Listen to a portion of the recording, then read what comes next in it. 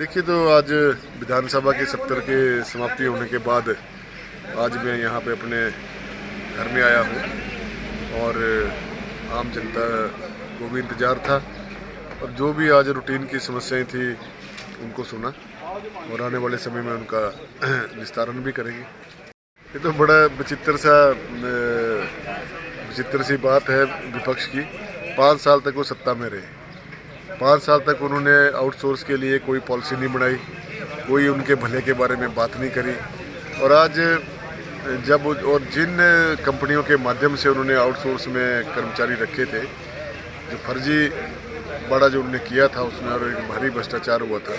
125 कंपनियां जो आउटसोर्स का जो काम कर रही थी इस प्रदेश के अंदर, और उनका कोई अता पता नहीं, कैसे उनके साक्षात्कार हुए, कैसे उनको रखा गया, किन टर्म्स एंड कंडीशन पे रखा गया।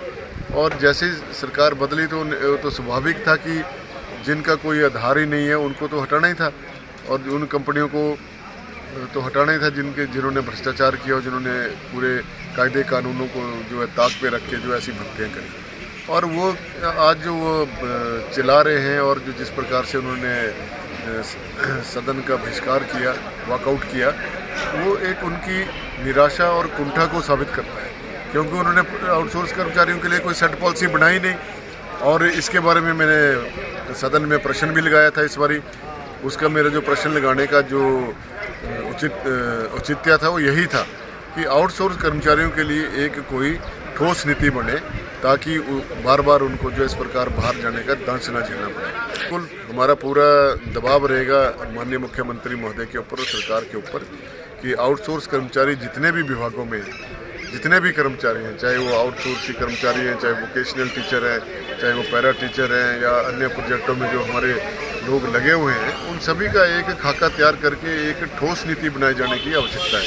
क्योंकि आज बेरोजगारी की वजह से लोगों को बहुत परेशानियां हैं, क्योंकि जिस समय सरकार आउटसोर्स के माध्यम से आवेदन मंगवाती है तो बहुत से लोग उसमें आवेदन कर देते हैं, वो लग भी जाते हैं, लेकिन बाद में जब जैसे ही सरकारें बदलती हैं वैसे ही वो उनको बाहर का रास्ता दिखाया जाता है।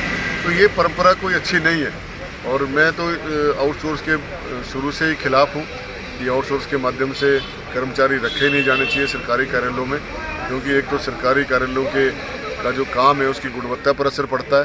क्योंकि जो कर्मचारी आउटसोर्स पे लगता है उसको पहले भविष्य की चिंता होती है कि पता नहीं 5 साल के बाद मुझे क्या होना है क्या नहीं होना है।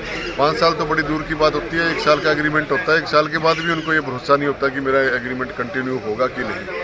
तो ये सारी जो बातें हैं इसके ऊपर सदन में विस्तार से चर्चा हुई है और माननीय मुख्यमंत्री महोदय से मैंने मांग की है सदन के अंदर और सरकार से कि इसके बारे में ठोस नीति बनाई जाए ताकि Himalayan Public Senior Secondary School, Nagrota, Bangwa, Kangra, Himachal Pradesh. Admissions open. Nursery, LKG, UKG to 12th. Science, Commerce and Arts. Contact us at 7018505775, 80917111062. Bhushan jewellers, अनमोल रिश्तों के लिए।